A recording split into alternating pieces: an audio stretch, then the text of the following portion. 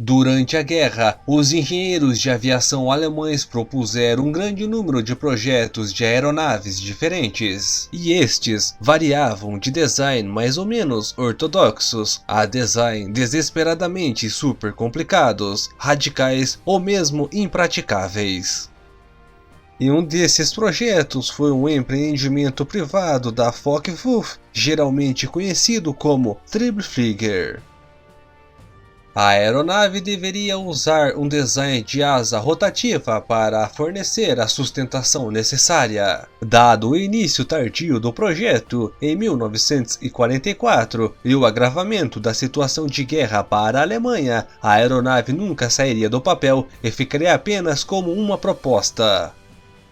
Durante a guerra, a Luftwaffe possuía alguns dos melhores projetos de aeronaves e tecnologia da época. E embora grandes investimentos e grandes avanços tenham sido feitos no desenvolvimento de aeronaves com motores a pistão, também havia interesse em tecnologia mais novas e exóticas que também estavam sendo desenvolvidas na época, como foguetes e propulsão a jato.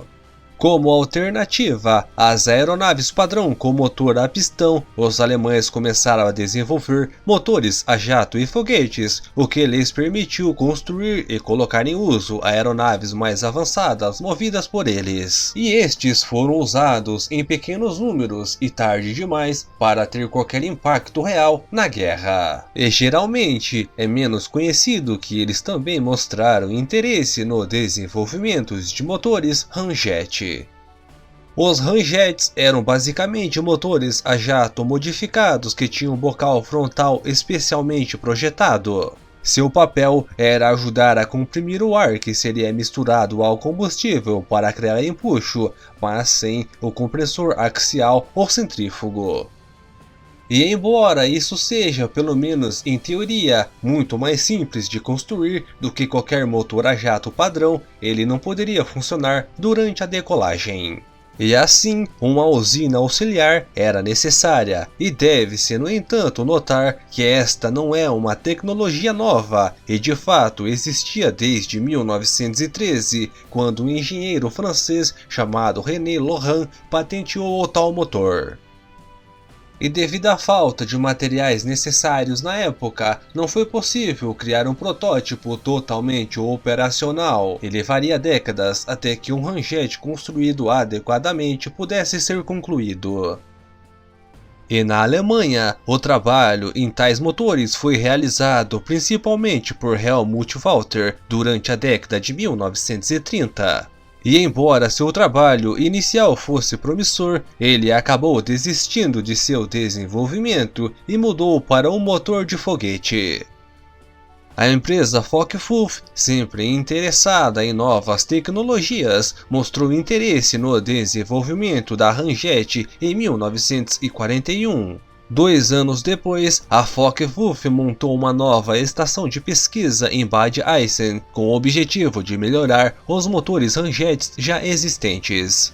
O trabalho inicial parecia promissor, já que os ramjets poderiam ser muito mais baratos que os motores a jato e poderiam oferecer excelente desempenho geral de voo. Por esta razão, a Focke-Wulf iniciou o desenvolvimento de projetos de aviões de caça para serem equipados com este motor. E 2 desses projetos foram o Strandhorn-Jager e o Triebflieger. E no caso do Triebflieger, toda a teoria conhecida e tradicional de projetos de aeronaves foi em essência jogada pela janela. Pretendia-se decolar verticalmente e inicialmente ser movido por um motor auxiliar. Ao atingir a altura suficiente, os 3 ramjets nas pontas das 3 asas ligariam e girariam todo o conjunto da asa. E esperava-se que, usando materiais mais baratos e combustível de baixa qualidade, o Triebflieger pudesse ser facilmente produzido em massa. Dado que esses projetos de caças movidos a ramjet eram mais um empreendimento privado do que um projeto militar especialmente solicitado, e eles não receberam nenhuma designação padrão da Luftwaffe. Dado que o Triebflieger nunca saiu da prancheta, pouco se sabe sobre suas características gerais. Ele foi projetado como um avião de caça de asa rotativa, todo em metal, com decolagem vertical. No que se diz respeito à fuselagem, há pouca ou quase nenhuma informações sobre sua construção geral, e com base nos desenhos disponíveis, teria sido dividido em várias seções diferentes. A seção frontal do nariz consistia no piloto, cabine e uma seção de armamento para canhões e munições que foram colocados atrás dele. Aproximadamente no centro da aeronave, chamaremos de colar rotativo, que foi colocado em torno dessa seção da fuselagem. Atrás dele estaria localizado o depósito principal de combustível e no final da fuselagem, 4 aletas de cauda foram colocadas. Esta aeronave deveria ter um design incomum radical de 3 asas, e as asas eram conectadas à fuselagem enquanto pequenos rangetes eram colocados em suas pontas. Graças ao colar rotativo, as asas eram capazes de girar 360 graus ao redor da fuselagem, e seu tom pode ser ajustado dependendo da situação de voo. O piloto controlaria a velocidade de voo da aeronave alterando o tom assim que a velocidade suficiente fosse alcançada, que é cerca de 240 a 320 km por hora, os 3 rangetes deveriam ser ativados.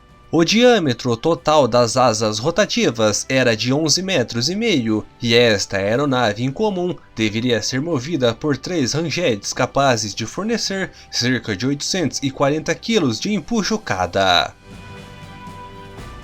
O combustível para esta aeronave seria gás hidrogênio ou algum outro combustível de baixa qualidade.